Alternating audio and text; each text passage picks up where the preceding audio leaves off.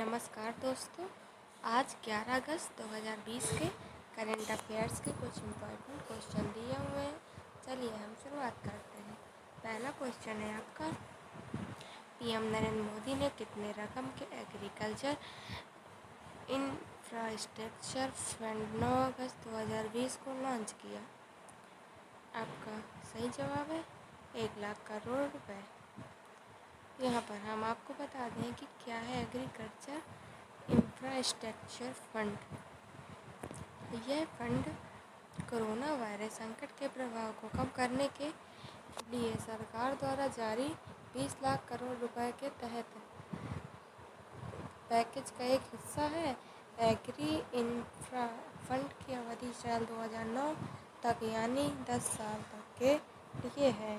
यह agriculture infrastructure related financing facility है। इसके तहत कृषि बुनियादी ढांचा परियोजनाओं के लिए रियायती सब्सिडाइज्ड लोन दिए जाएंगे। पहले से ही किसानों और इससे जुड़ी इंडस्ट्री को सब्सिडाइज्ड लोन मिल रहे थे, लेकिन अब रकम को बढ़ाकर 1,00,000 करोड़ रुपए कर दिया गया और इसका नाम एग्रीकल्चर इंफ्रास्ट्रक्चर फंड कर दे दिया गया। इस फंड से गांव-गांव में बेहतर भंडारण, आधुनिक कोल्ड स्टोरेज चेन तैयार करने में मदद मिली और गांव में रोजगार के अनेक अवसर पर तैयार होंगे। इस साल 10 करोड़ का लोन किस तरह लिया गया है?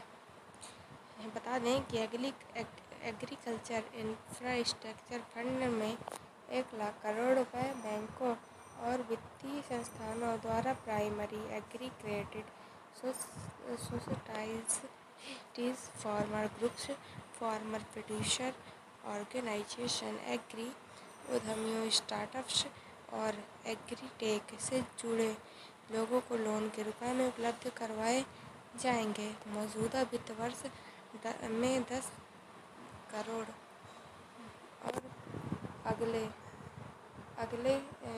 3 वित्त वर्षों के दौरान प्रत्येक में 30,000 करोड़ रुपए का लोन वितरित होगा।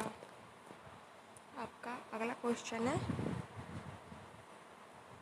पीएम किसान सम्मान निधि के तहत करीब 8.5 करोड़ किसानों के खातों को 2,000 रुपये की छठी किस्त के लिए कुल कितनी रकम जारी किया गया?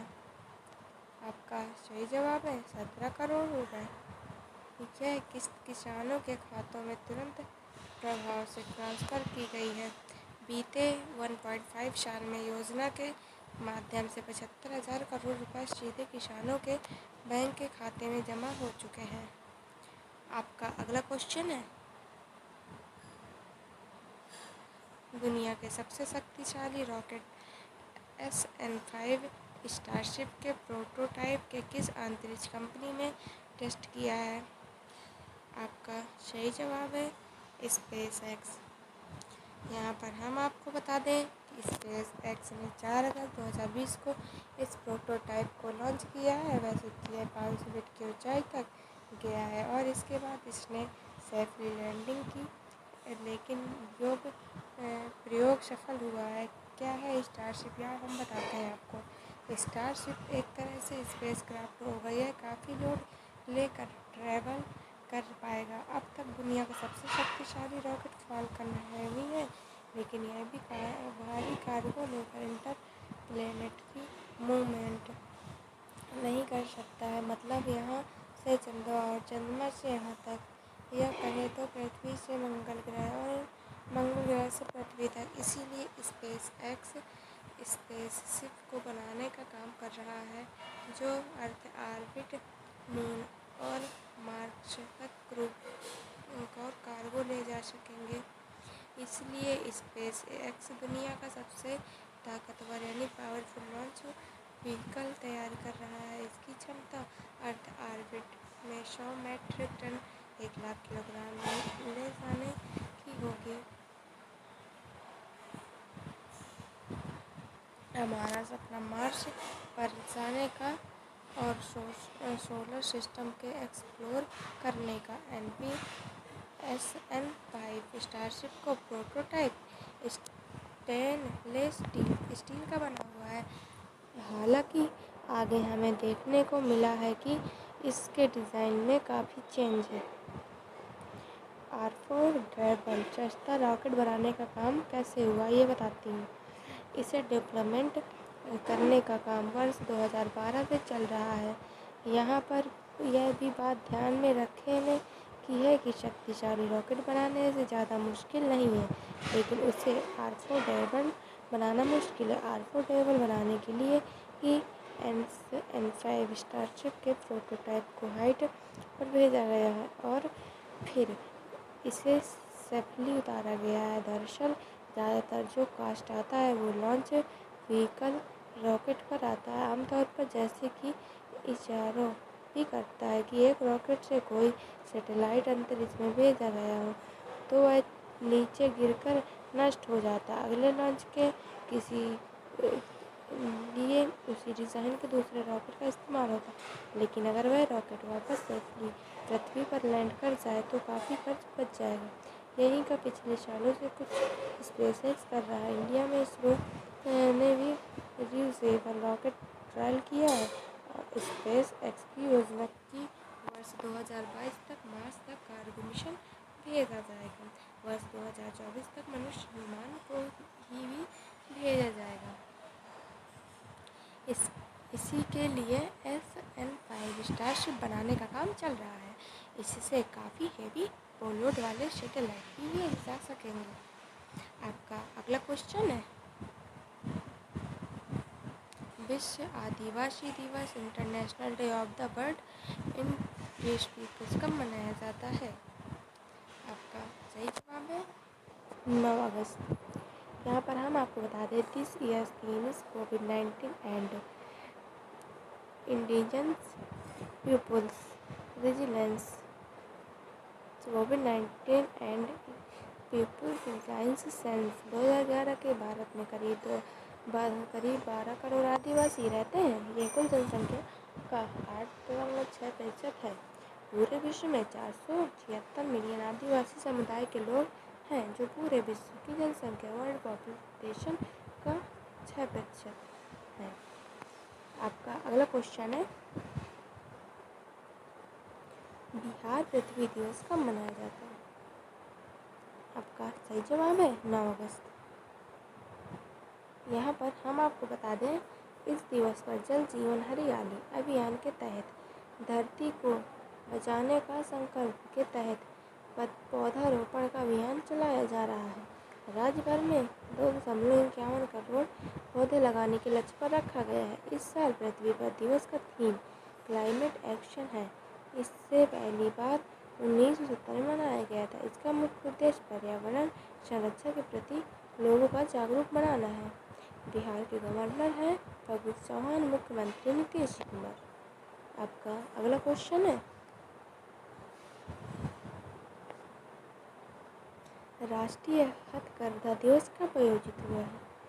आपका आंसर है, आपका सही जवाब है 7 अगस्त। यहाँ पर हम आपको बता दें कि वर्ष 1905 में 7 अगस्त को ही देश में स्वदेशी आंदोलन शुरू किया गया था और इसी दिन को राष्ट्रीय हथकरघा दिवस के रूप में चुना गया है। इसका उद्देश्य बड़े पैमाने पर लोगों के बीच हथकरघा उद्योग तथा सामाजिक आर्थिक विकास में इसके योगदान के बारे में जागरूकता पैदा करना है। आपका अगला क्वेश्चन है,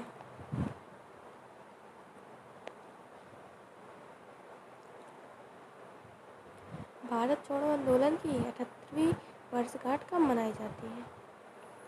आपका सही जवाब है 8 अगस्त 2020। यहाँ पर हम आपको बता दें कि महात्मा गांधी ने 8 अगस्त 1942 को मुंबई में अखिल भारतीय कांग्रेस समिति के छत्र दौरान भारत छोड़ो आंदोलन की शुरुआत की थी। भारत छोड़ो भाषण में करो या मरो का नारा दिया था। किसने? महात्मा गांधी ने। आपका अगला क्वेश्चन है, पीएम नरेंद्र मोदी ने 8 अगस्त 2020 को राष्ट्रीय स्वच्छता केंद्र RSK का उद्घाटन किया। यह केंद्र कहाँ स्थित है? आपका सही जवाब है दिल्ली। यहाँ पर हम आपको बता दें, इसकी स्थापना घोषणा पीएम मोदी ने 10 अप्रैल 2017 को महात्मा गांधी के चंपारण सत्याग्रह के 100 वर्ष पूरे होने के मौके पर की थी। अब भारत छोड़ो आंदोलन की 78वीं वर्षगांठ पर 8 अगस्त 2020 को उन्होंने इसका उद्घाटन किया था। इसमें स्वच्छता से जुड़े अभियान और प्रयास के तमाम प्रयास दिखाए गए हैं। आपका अगला क्वेश्चन है, PNB हाउसिंग फाइनेंस के नए MD और CEO कौन है? आपका सही जवाब है हरदयाल प्रसाद। यहाँ पर हम आपको बताते हुए कंपनी के मौजूदा अंतरिम प्रबंध निदेशक और मुख्य कार्यकारी अधिकारी नीरज व्यास के 10 अगस्त को पद से हटने के बाद पदभार ग्रहण करेंगे। आपका अगला क्वेश्चन है, किस सरकार ने राष्ट्रीय राजधानी के लिए इलेक्ट्रिक व्हीकल पॉलिसी लॉन्च की है? आपका सही जवाब है दिल्ली सरकार। यहाँ पर हम आपको बता दें, इसके तहत नई इलेक्ट्रिक कारों के लिए लगने वाले पंजीकरण शुल्क रोड टैक्स का माफ किया जाएगा और 1.5 लाख तक प्रोत्साहन राशि प्रदान की जाएगी। इलेक्ट्रिक वाहनों पर फेम इंडिया वैसे नामक केंद्र की योजना पहले से ही चल रही है, जिसके तहत केंद्र सरकार कुछ प्रोत्साहन राशि प्रदान करती है। दिल्ली सरकार की योजना केंद्र की योजना के अतिरिक्त होगी और लोग दोनों योजनाओं के तहत लाभ प्राप्त कर सकते हैं। इलेक्ट्रिक व्हीकल पॉलिसी, इस योजना के अंतर्गत दिल्ली सरकार ऑटो, ई रिक्शा, मालवाहक वाहनों के लिए 30,000 तक की प्रोत्साहन राशि देंगी, जबकि नई कार के लिए यह राशि 1.5 लाख होगी।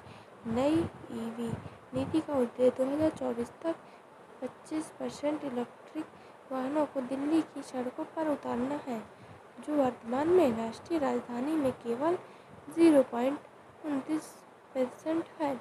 दिल्ली सरकार इलेक्ट्रिक कमर्शियल वाहनों पर कम ब्याज वाला लोन भी देगी। दिल्ली के मुख्यमंत्री ने कहा है कि उनकी सरकार 1 साल में इलेक्ट्रिक चार्जिंग स्टेशन की स्थापना करेगी, ताकि इन वाहनों को चलाने वाले लोगों को 3 किलोमीटर के दायरे में चार्जिंग स्टेशन की सुविधा मिल सके। इसके अलावा दिल्ली सरकार इलेक्ट्रिक वाहन योजना के तहत एक स्क्रैपिंग इंसेंटिव देगी, जो देश में पहले पाव की तर्ज पर होगी। दिल्ली के मुख्यमंत्री अरविंद केजरीवाल, उपराज्यपाल अनिल बैन